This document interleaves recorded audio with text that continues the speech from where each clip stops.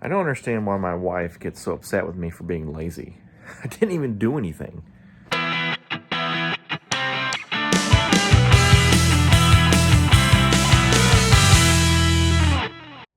What's up, everybody? Welcome back to the Daynator channel. In today's video, we're going to be taking a road trip adventure to visit a fellow YouTuber, Jacob, the GM Man. I got to know Jacob a couple years ago. He's got a growing YouTube channel. He's got a couple project trucks that he's working on.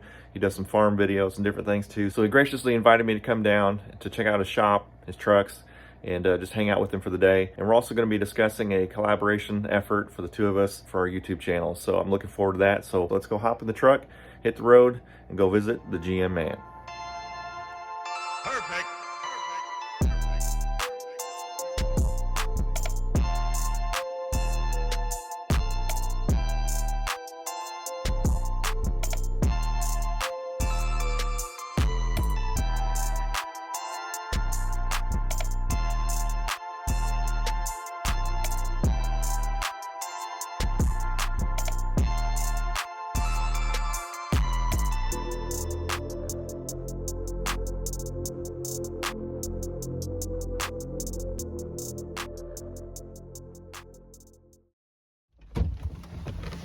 All right, well, we're here.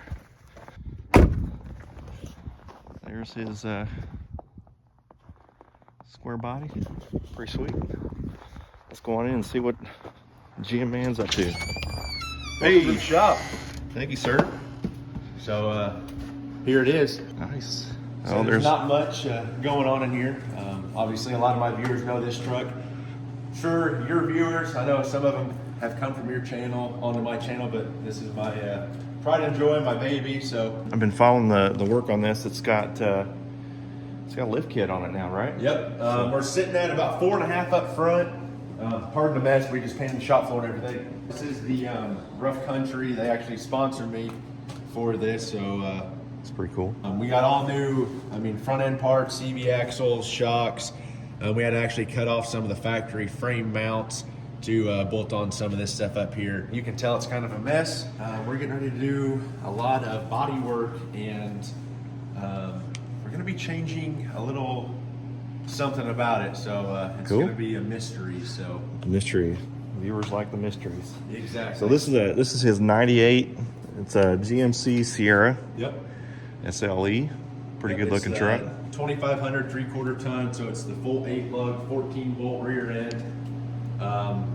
The guy I bought it off of, he used it as like a construction truck. He had it hooked to a dump trailer, hauling concrete back and forth.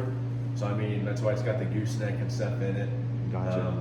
I've used it to haul some hay, and that's about it. Well, if you guys want to check out this 98, check out his channel. He's got a whole list of videos showing how it's gotten from when he bought it to the mess it's in right, it's right now. We've definitely changed a lot on this truck. If you go back to the earlier videos, I think I've gone through 3 different sets of wheels on it. We did the traction bars, we've done all new fuel tank, we rebuilt motor, rebuilt trans, new rear end. So it's come a long way. So Yeah, it's a good looking truck, and it's got the 350 in it, right? yeah, 350. It's bored 30 over, KM'd, all that. So technically it's a 355 now, but Gotcha. main plant, yes, 350. So he's got the patch panels in. He's taking care of that good old GM rust. Exactly. My buddy Chad is actually the one that did that. I do my own detailing and body work here in the shop.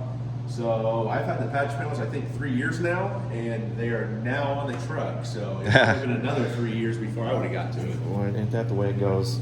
So- Pile up parts and they sit for a long time Oh, before yeah. they finally get put on Oh yeah.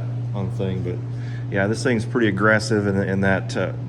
I'm sorry. How much of a lift did you put on here? It's a 6-inch lift. It's turned down to 4.5 now at the front, and we have aftermarket torsion keys in it. So technically, Okay. we could probably raise it to about 7, Okay. 7.5. But before we adjust everything, we're obviously going to put the new fenders on here because down Yeah, here that's going to with- have to change. Yeah. Yeah, we kind of hacked some of this out because before it was lifted, the tires kind of grabbed a hold of the fender flare and kind of yanked her off there. So ultimately, how high is this thing gonna sit? I would like to keep it at about the 4.5 to 5. We have to determine the rear yet because we got to put the bed on it. Right now, it's got that tooted look. So main goal, like I said, is probably 4.5 to 5, just because I do obviously use the gooseneck. I don't want it to be so high to where I'm looking at the sky. Obviously, when I take the 79 to truck shows and stuff, this is what I'm going to be using to haul it. Gotcha. And like I said, we're going to be doing a lot of different things to it. I would really like to find the dual captain's chairs for it eventually and do a center console, like what the Suburbans and stuff come with. Yeah. Seats aren't bad. Obviously, this has the lumbar. The driver's seat's the full power, up and down, adjustable, lumbar, all that. For the most part, it's pretty much a bone stock truck. We did a different head unit, speakers, trans gauge, and that's about it on the inside. So. Gotcha. What are you gonna do for the front end, the grille, headlights, or anything like that? Headlights are gonna be changed. Obviously, these 88 to 98. This happens. The adjustment pin in it, they like to break. So and then you have this. So we're gonna do all new headlights. I'm gonna keep the grill that was in it. That was actually sponsored to me.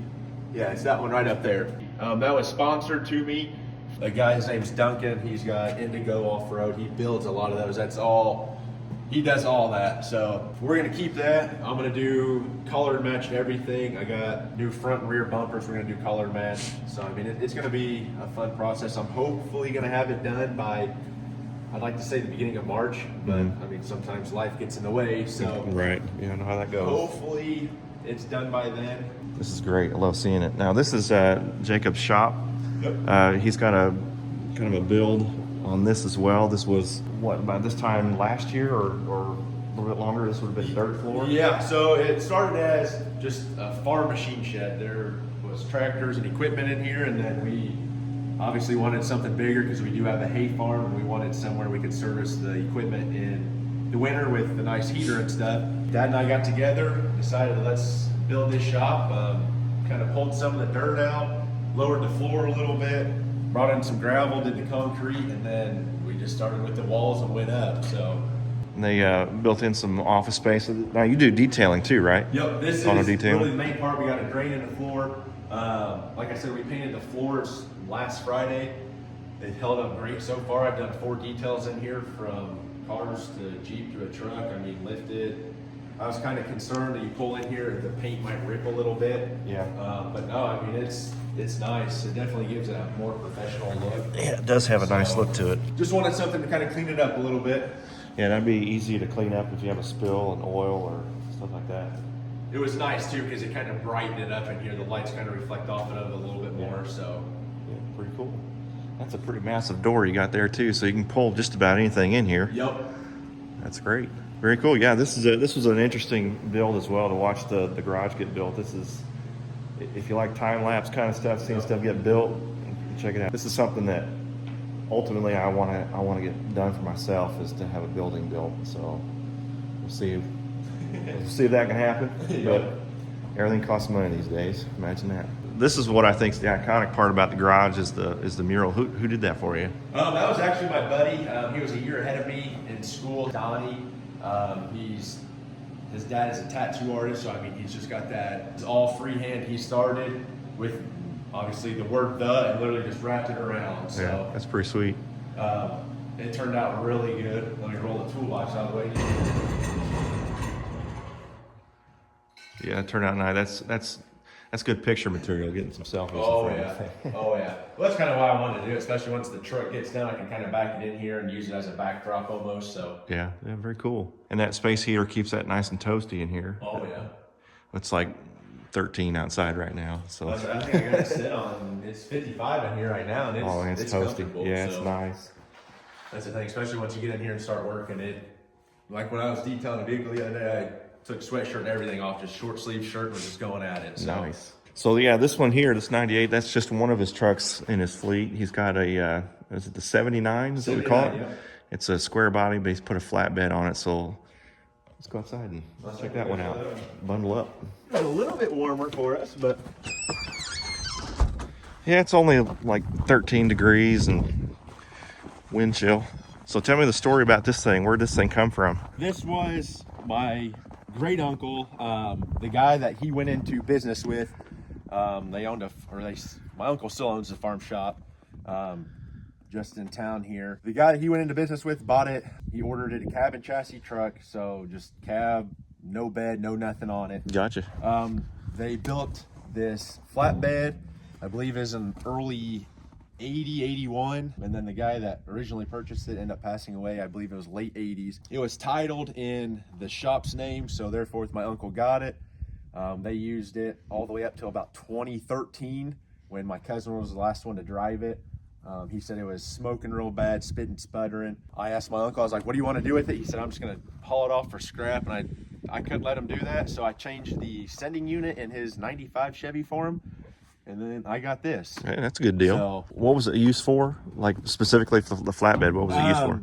There was a bar mounted here and then one that came off the center, and they put acetylene torches here. So, I mean, you can flip this up. Yeah. The torches would go down. They had a chain that would wrap around, and then they had a welder on it. Gotcha. So, obviously, back in the day, you go out to the field, you break something, this would come and save you. Obviously, It wasn't lifted or anything back then. But standard stock steel wheels and caps on it, yep.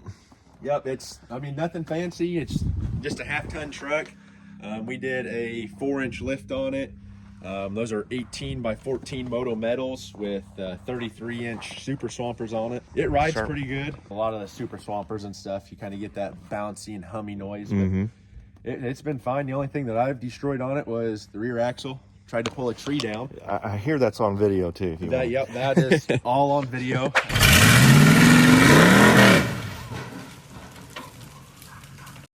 The back end of the truck come up probably a foot off the ground. It did some carnage.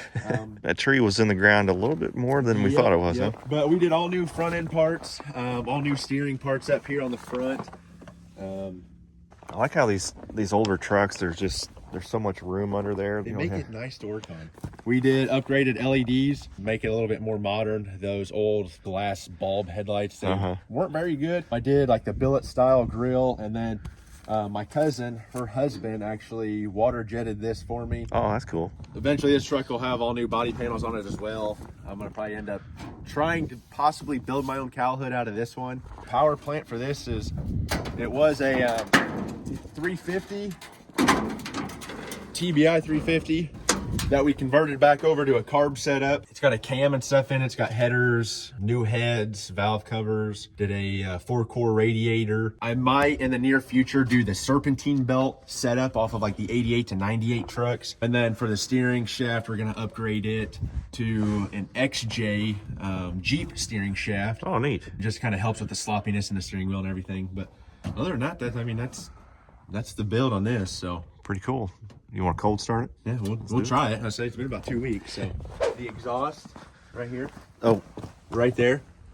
Exhaust wise, it's literally come straight off the headers to a 3-inch pipe. That's a Dynamax bullet muffler with turn downs. Okay. So it kind of sounds like a late model. I tell my viewers it sounds better in person than what it does on video. All right. Obviously the video kind of muffles it, but yeah, let's crank it up. We can get it started here.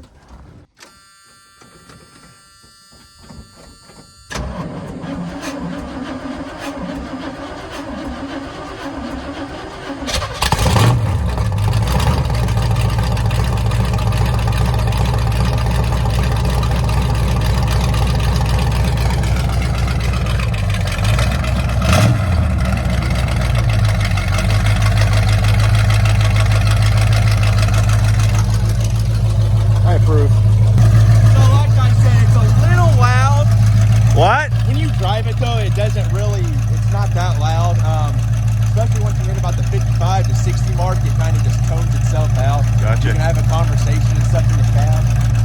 It probably wouldn't be as loud in the cab either if I didn't have softball-sized holes in the floor. So air conditioning. That's exactly, especially during winter. That's when you need it. Yeah.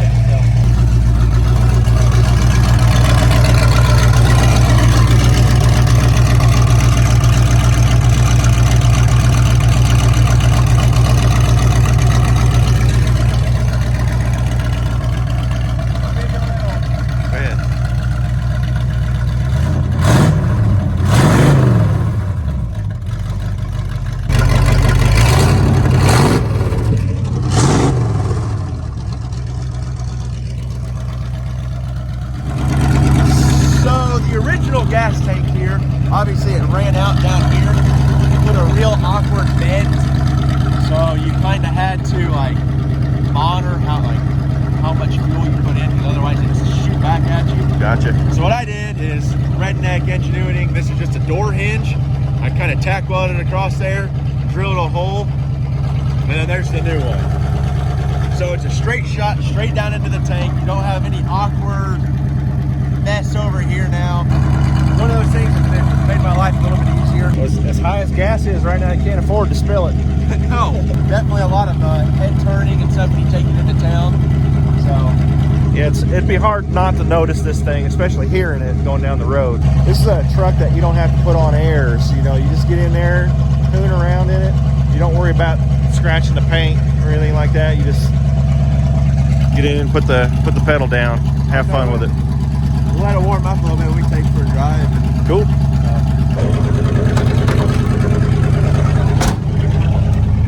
My father-in-law had a 70, I think 75 or 76 square body GMC. Same color as this thing. Maybe a 78. Can't remember what year it was. It's probably going to be a little grumpy when we take off here, just because it hasn't been driven in 2 weeks. Yeah. You hear that power steering whine a little bit. That's common on the old square bodies. Yeah, that's how you know it's working. Yep. Surprisingly, though, this thing doesn't leak any fluids. Well, that's awesome. It's fantastic. I mean, it's one of those, I don't drive it very often, but when I do, I enjoy it. Did you have your engine built locally, or? Actually, yeah, my buddy Chad, we did it all at his shop. So, Gotcha. so like I said, she's probably gonna be a little grumpy here. When she's cold, she's a little, likes to backfire a little bit.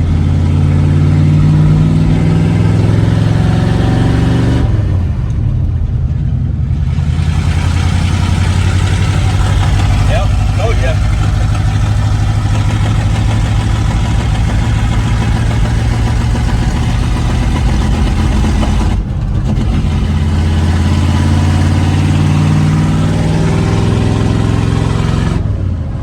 I'm a little grumpy too when it's cold. Oh yeah, me too.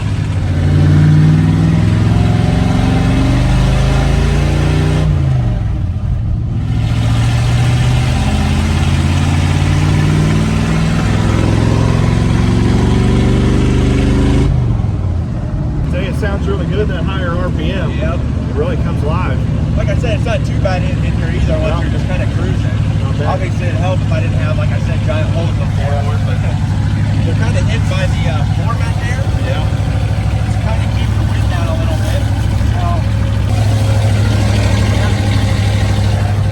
It's fine. It's fine. Yeah, the old timers did that, so they had their chewing tobacco and they could just spit it straight through the floor. So There you go. I love it out here in this wide open country and these straight roads, because a guy could get in trouble really easy. On these straightaways. I'm around a lot of hills back at my place. And we've got that one spot where I like to do my muffler videos. It's kind of straight. that your back field there, it seems like that's where you do a lot of your. Yeah, that's a fun field to drive around in. Sounds good right there. Yep. Yeah, right there. It sounds real good.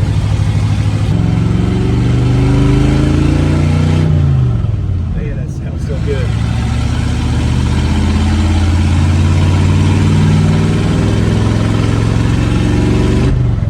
A lot of these old trucks and old cars, man, you really smell the exhaust. Like, you don't smell that at all. You don't smell gas. It's not running rich. Nope. So that's the thing on a lot of older vehicles too, though. I know a lot of people try and put a higher CFM carburetor on it, and then they end up just flooding it. That's, Yeah. I mean, I'm running a 650 CFM right now, and that's about perfect. There was a 2-barrel intake and a 2-barrel carb on it. Got rid of all that, went all 4-barrel Edelbrock and stuff. And I mean, like I said, it runs fantastic. You're not kidding. This thing rides really smooth, and like I said, it doesn't make a whole lot of noise, doesn't creak, doesn't crack. It's got a good suspension on it, and one of the things that really bugs me about old classic cars is you can smell them. You don't smell fumes in this thing at all. It's really nice. Nope, the only smell that when I first got this thing, there was a nice little nest of something in the glove box there. Not sure if it was squirrel. Squirrel! If if it was mice, if whatever it was, but we got rid of that. Wasps, though, in the summer, they love this thing for some reason. Yeah, I approve. I wanted to kind of preserve the, obviously, patina look to it, but see, we got some rust down here. Inner fender wells are gone. Cab mounts down here are gone. The bottom. Yeah, it kind of rattles there. So we got new doors and stuff we're gonna put on it. We got OEM fenders that we're gonna put on it. They're probably gonna be like this until I get the 98 project done. A lot of other projects, and along with the farming, I don't really have a lot of time to spend in the shop, but once I get started on this, I'm just gonna crank out the videos on it and just get it done as soon as I can. So yeah, it's gonna be a nice project. You want to stay tuned for that. It'll be really cool. oh yeah. All right, we're back in the shop. Just got back from that rowdy little test drive with the 79. Nice truck, really like it. So why am I here? Why are we visiting Jacob, the GM man, in his shop? One is to meet a cool dude. He's got a nice channel.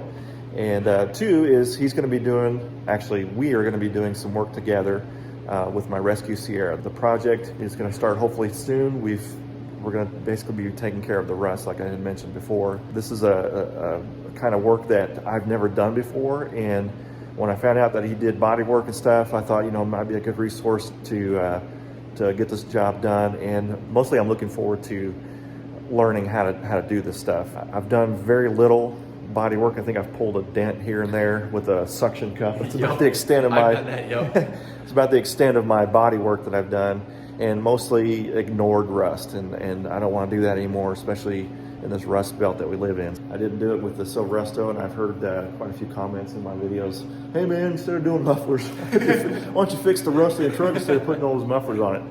Well, I hear you, so that's why I'm here. So I'd like for that Sierra to last me long.